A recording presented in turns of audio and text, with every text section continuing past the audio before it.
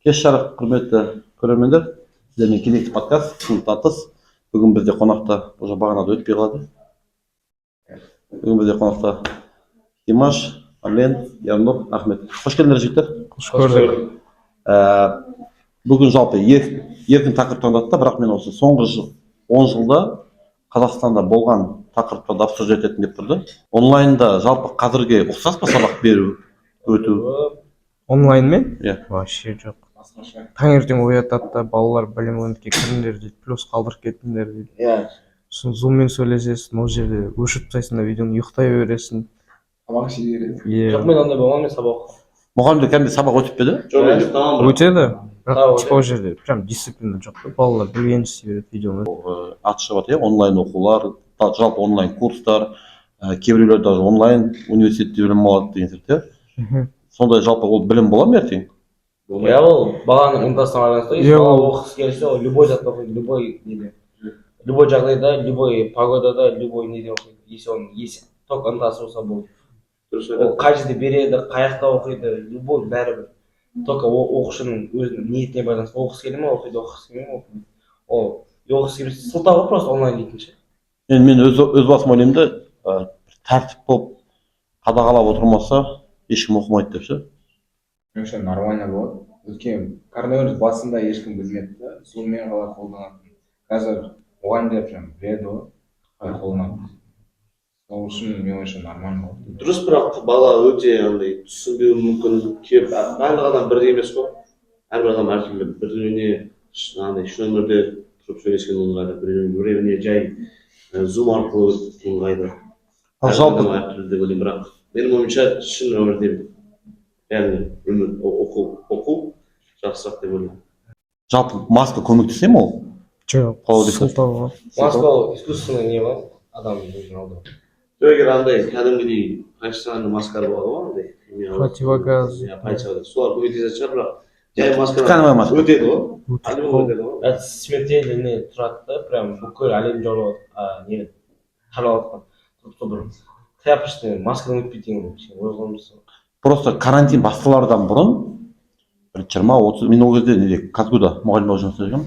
20-30 күн бұрын Қытайда уже ол шығып жатқанда әлі бізге келе қоймаған кезде қазір Инезда бір курс ұстап жүрдім да. И сол жақта маған бір-екі жігіт джиппен тоқтап маскаларды аптекаға загружать етіп жатыр, бір аптека. Екі джип полный багаж салонымен бірге ше. Соны таңғалған бұлар не істеп жатыр, неге дайындалып сөйтсек алдын ала маған дайындалып жатыр екен ғой. Кейін масканың бағасы күшті ғой. Яғни 20 теңге тұратын маска 1000 теңге, 1500, 2000 теңгеге кетті ғой. Еще ол жарайды, тканевый маска, медициналық маска да. Кейбіреулер кәдімгі қара маска обычный тряпкадан жасап сатты ғой. Иә. Ол мысалы вообще көмектеспейді ғой. Андай бір прикол айтады да, тиктокта жүрген бір әйел маска журналист сұрайды да, неге анадай бандиттер жақ не бар ғой, балаклава сондай киіп алып матадан жасап алған да, а че неге бойынша істе масканың бағасын көрдің ба, қымбат болып тұрған. Ана не бар ғой, тағы енді шынайы болған, мен өзім басымнан өткен да, аптекаға кіріп маска сатпаймыз деп. Маскаң болмаса ештеңке сатпаймыз дейді да. Аптекаға маска алуға кіріп сатпаймыз дейді да. 22 басталса қаңтар оқиғасы болды. Қаңтар оқиғасы есенде қандай немен қалды? Интернет болмады. Иә, интернет жоқ. Таңғы 5 интернет болады. И соны күтіп, сол ойын скачать етедім ғой. Ойын Іш пысады вообще. ойын фильм бәрін жазып Ол үшін бүкіл қалап жүруші едім мен. Ол кезде бір қызық история бар. Таңертең тұрамын да, бір видео шығып қалады тиктокта. Қаланы уже істемейді да. И вот мынандай митинг болып жатыр дейді да. Біз ол кезде білмейміз да үйдегілер ешкім. И өзіміз папам родственниктеріне барамыз ғой. Олар Алматы сыртында тұрады, іргелі жақта. Бар жатамыз. И андай үлкен көшеде КамАЗ тұрады да уже. Өртеніп кеткен, одан кейін андай скорый помощь сондайлар өртеніп кеткен. Біз білмейміз да, кетіп барамыз, бізге сұрайды да одан кейін папамның родственниктері, сен қалай келдіңдер деп. Одан кейін білмей, түнде қайтып, әйтеуір нормально келдік. Ол кезде жүрек не болды да? Мен ойланып Жоқ, түнде реально ол кезде жүрек қорқынышты болды. Түнде өткен уже ЧС режим болды. Мысалы, Ернұрдан басқа сол ЧС уақытында сол қаңтар оқиғасы кезде бір жақтарға бармадыңдар ма, бір Бағана посттарды происшествие көрген жоқсың ба? жоқ үй папам барайын деген. Қай жақта? мен Короче, сол массовкамен жүріп қайтайын деген ғой. Мхм. Потом ерінді ма бармады. жоқ менде де барайын деген ой болған енді нағыз бағанағы шынайы бір халық көтеріліп жатса да бірақ ана жақтағы жаңалықтарды көріп то что өртеп жатыр акиматты өртеп жатыр ол же былай айтқанда Терроризм. жоқ вандализм ғой таза вандализм бар жабайылықта магазиндерді тонап иә сол кездегі ең приколы мен ол күлгенім двд ның заясын басып алып тағы басқа деген сияқты иә милиция қорғай алмады да бірақ бағана меганы охранниктер қорғап қалды дейді ғой иә мысалы кордондар қойып қойып деген сияқты сол жерде бағана ертеңгі күні ана нелердің бағана охранниктердің резюмесінде тұрған шығар қаңтар оқиғасы еді меганы қорғап қалыпты бірде бір вайкикидан киім ұрланған жоқ деп па біз ана әйелімнің сестрасы босанады да талдықорғанда и обещать қылған ғой одан бұрын қанша ай бұрын жаңа көтерген кезінде бағана екіқабат болған кезінде кімдер кешіп алған и 6 күні босанады ғой 6 январь 6 январь 5-і басталды 6-сы бүйтіп кетті 7-сіне басталды посттар қойды ғой и 8-і получается больницадан шығарады сонымен әйелім екеуміз екі бала қалып кеткенбіз жаңа жыл алдында больницаға түскен кезде кішкентай балаларым біз алып кеткенбіз ол екеуі үйге барамын мамам барамын кішкентайлар ғой ұсақ жылап сонымен құдайға дұға қылдық та талдықорғанға жолға шығамын машина почти вообще жоқ талғардан қалай шықтыңыз если постыңыз жоқ талғарда ғой енді кенде мен жатыр ғой төмен қарай өзіміз ауылда да пост тұрды көптеген ауылдарда пост қойып тастады ғой әдейі адамдар өздері ана бағана барып жабайылар бағана ұрлап келген тағы басқа сондай тастап маған сол ұнады да мысалы халықтың солай бағана өз ауылдарына сондай жабайы адамдар кіргізбеуі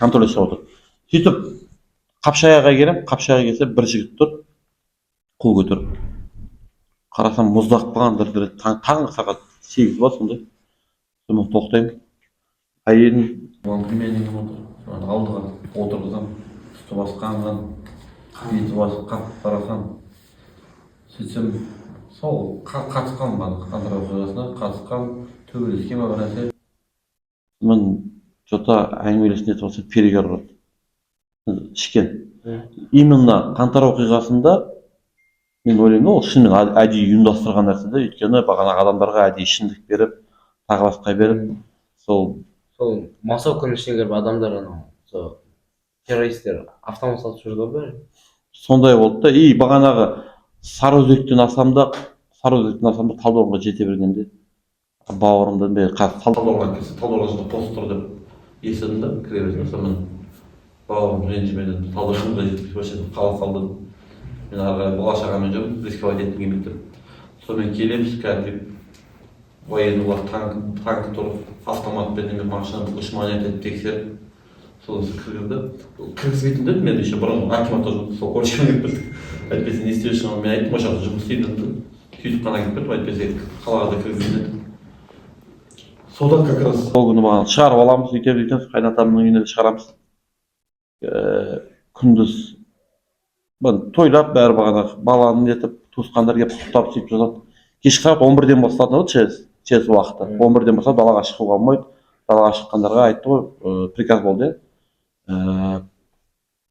атуға иә сонда бағанағы 8-ге ауыстырып тастаған екен біз білмегенбіз вообще 8-ге ауыстырып тастаған біз білмегенбіз ана жақта бағана әйелім көмектесіп бүйтіп кешке жақын бағанағы бажамның үйіне қайтамыз сағат 9:30-да талдықорған обычно жарық қалады свет барлығы қап-қараңғы болып тұр жанымнан бір машина авгондады аппақ кабан мен ол кезде 14 бар ғой қап-қара 14 детский ойнады бандитский машина сияқты ше и ақ кабан авгондайды да кішкене басып тура не деген жансүгіров деген көшесі бар тәуелсіздік көшесі тәуелсіздікпен келеді да бағана паркке жетпей қаратал жақтан келеді да тоқтай қалады шиқылдатып дальныйын қосады мен де қоса қалсам 4 бұрышта 4 снайпер тұр жерде екеуі жатыр өлтіргеніңіз falan ғой өлтіргеніңіз жоқ шын істері и біреу тұра қалады да бағанағы қолды бүйтеді тоқтадым сөйтсем бүйтеді енді былай сен не деп ойлайсың Ахмет бүйтсе артқа қарай кетті и артқы скотқа салғанда артқа сөйлессем. На счет 3 стрелять деп айғайлайды ғой. Прям соны естідіңіз, Иә? Енді 14-тен естисің. Басқа бір машина болса естімейтін шығарсың, бірақ 14-те шумайды 0. Тұтынасың. Соны на счет 3 стрелять дейді ғой. Есікті қатты ашсам, атып жібере ма деп қорықтым. Терезе қайта электропед алды бар. Ашып жүргенде братан деп анау кішкентай бала мен айғайлаймын, братан роддомнан келатыр, роддомнан деп айғайлаймын ғой. Сонымен стоять дейді. Машина тоқтатамын.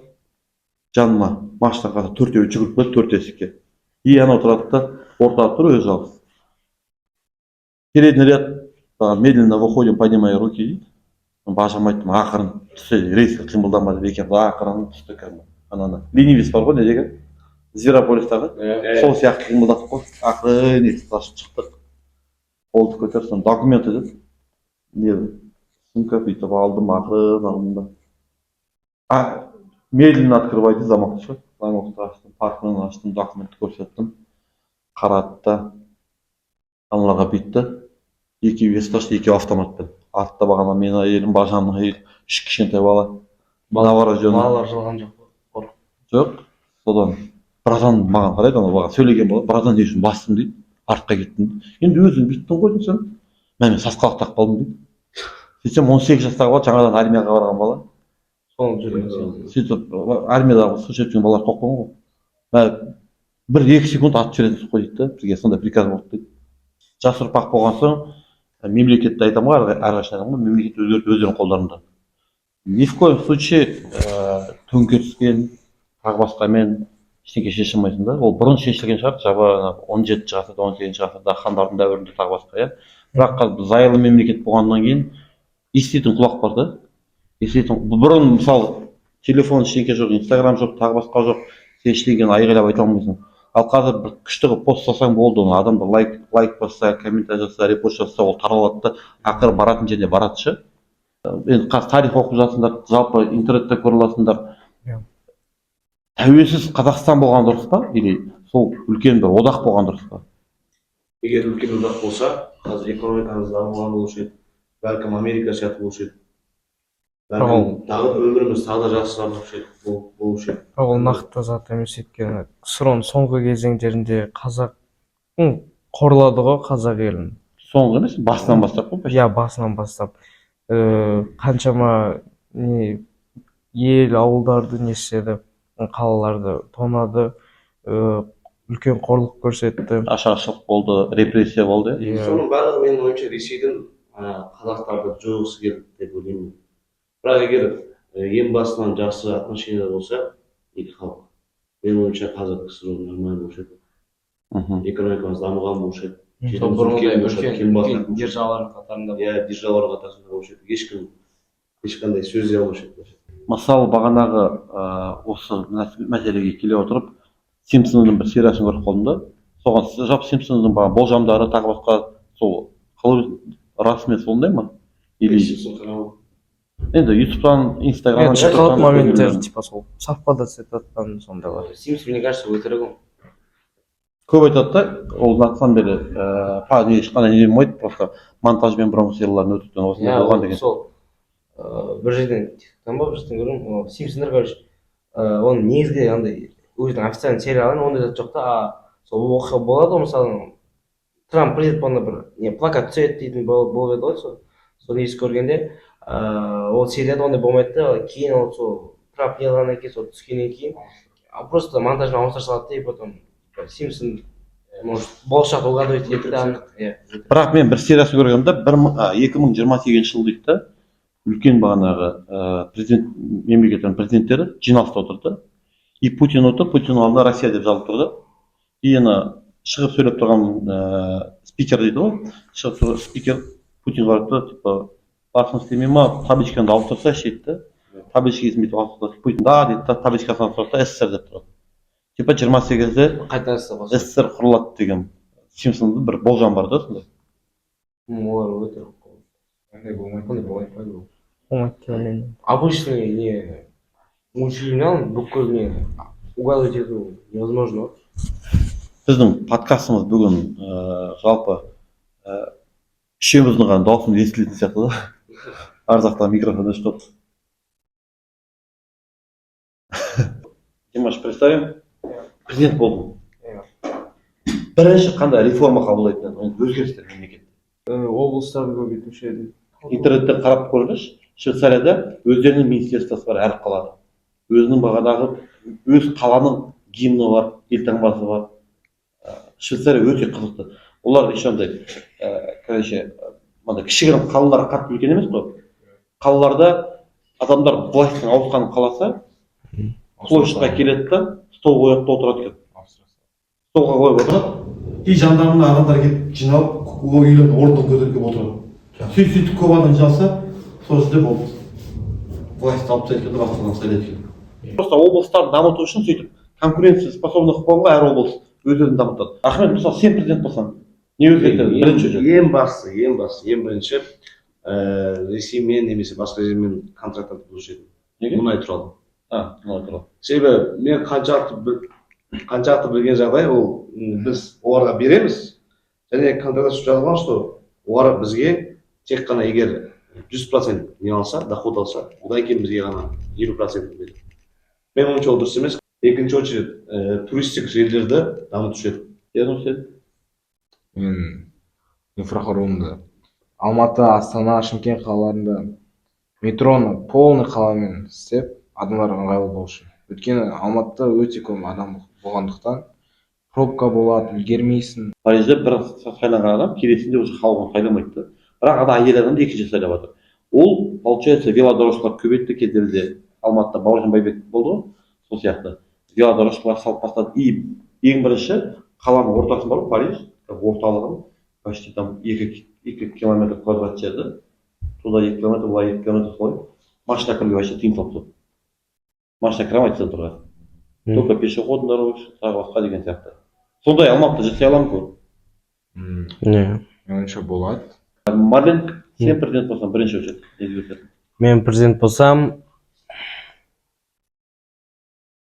ол оңай айтатын тема емес. Мен оңай айтатын емес, сен бірінші ойыңа не келеді, соны айт. Тоқтай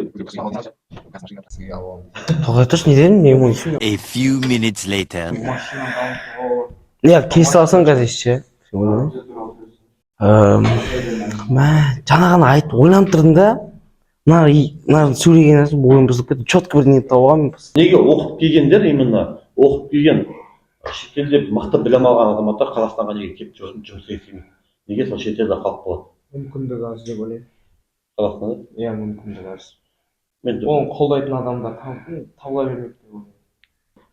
Қазақстан болмаса, выбор болса, басқа қай мемлекетте тұратын еді?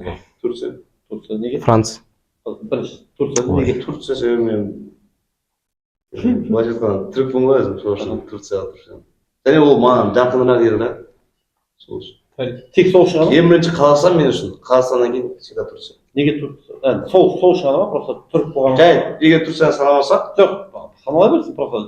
Тек түрік болған үшін ғана ма? Или жалпы өзі жоқ, ұнай жалпы ма? уақытта дамыған, кәдімгідей жақсы. Олардың адамдары да өте жақсы. Адамдар андай жігерлі адамдар. Барлығы саған достықпен қарайды. Дружелюбие бар жерде. Темекі көп тартады.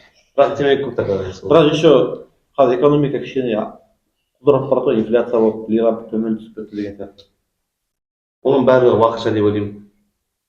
Себебі өзіңіз білесіз, осы жылы Анталиядан например қаншама туристер рекорд қойды. Осы жылы одан да көп болатын шығар. Сөйтіп дамиды ғой. Хорошо, Марлен, неге Франция? Ернұр сұрады, потом. Франция. Ернұр потом. Франция. Бірінші, Турция неге? Европаның бір елінде тұрашы без разницы. Дамыған елдер ғой. Тоже Европаның бір елі, но Италия немесе Франция. Париждің астында құрасам мен. Короче, ол жақта жастардың қаласы десем де болады да. Бұна сен? Қазақстаннан кетпеймін. Жоқ, Қазақстан болмаса мен... Менде Америка бар. Вайбы бар. Онда давайте спорный сұрақ қойайын. Қандай? Шыңғысхан кім? Шыңғысхан? Қазақ па? Моңғол ма? Моңғол. Оны не айтамайды оны, бірақ ол түркі елінен шыққан ол точно. Мен моңғол деп ойлаймын. Ойынша қазақ жерінен шыққан. Әмір Темір. Amir Temur қазақ. Amir Temur сол Ташкент жақтарда туылды ғой. Иә, сол Самарқандта. Иә, сол жақта жерде. Жоқ, сол маңдарда өмір сүрді дейді ғой. Туылды дейді. Бұрында ол жерлер Қазақстан жері болған. Өзбектер комментарийге ұрыспасын, қайдағы Қазақстан жері болған деп. Смело кімді? Менің немнің Инстаграм. Қарауын шақырасың. Пардон шықпаймын? Бұл Қазбек би ғой, сөзбен ғана шешті. Тоқтар сияқты. Жоқ, қасы. Қазбекке. Қалай сөзбен? Сөзбен шешті. Жоқ, сөзбен. Братан Төле би ана жақта? Ташкентте. Ташкентте жерің ғой Төле би. Çıkıp ötesi. O yüzden bedene. Rolex. Жап жөніне жүресің. Өшіріңдерші. Мен қазір байқағаным жалпы билікке көптеген бала жастар келіп жатыр. Мен элементарно мен өзімнің жақын көріп қаласың. Менен бір жас кіші. Облыс басқармасында бағанағы начальник управления болды. Бүкіл облыс бойынша начальник управление болып отыр. Қазақстанда управление басқармасының ең жасы. Жасы 30-да. Уже сондай успех. Кім біледі, 10 жылдан соң облыс әкімі бола ма деген сияқты. Ары қарай министрлікке кететін жоқ, мен облыстың төңірегінде жүріп біледі дейді. Ешқандай таныс жоқ, қарапайым бақылақтан қонақтың жерлесі. Қонаққа туыстық ешқандай қатынас жоқ, бірақ сол жылы дүниеге келген қарапайым жер. Қазір бізде бұрынғыда аға көке деген азайып келеді.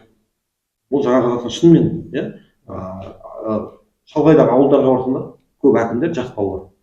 Иә, 89, 88, 90, 91 деген сияқты.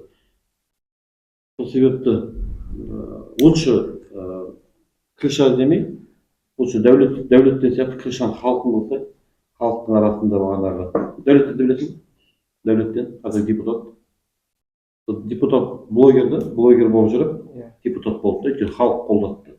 Мықты блогер болып жүріп. Проблема бар. Иә, потом ана үй жилстройбанк бойынша үй алуға көмектесетін, совет беретін, декрет бойынша тағы басқа. Сөйтіп блогер болып жүріп, 1,5-2 миллион подписчик жинап. Дәулет деген біздің дәулет па деп қалды. Дәулеттен. Кейін соңға қарсы халықтың қолдауына жүрді, депутат болып отырған. Сонымен көрермендерге не дейміз? Қандай комментарий қалды? Маленький конкурс ұйымдастырған дейді. Комментарий. Розыгрыш па? Бүгін біздің конкурс кім бірінші комментарий жазады? Кім бірінші комментарий жазады? Бір адам жазады, бол қалған бой үлгермей қалдық дейді. Не дейміз деді? Ең бірінші 100 комментарий. Жоқ, былай тек Ең креативный 10 жылдан кейін. Иә, кім комментарий ең креативный 10 жылдан кейін өзін қайтып естеді и сол туралы өзін андай креативный күшті не жазады, соған Мирас Ағайын атынан 5 мың теңге. Инстаграмда сторисында белгілі менде 20 мың подписчик бар. Реклама жасаймын деп құлақтан жібере берсең. Сол барлықтарыңызға міндетті түрде бағанағы тіркеліп, комментарий жазып кетіңіздер. Лайк басыңыздар, лайк басыңыздар, достарыңызбен бөлісіңіздер.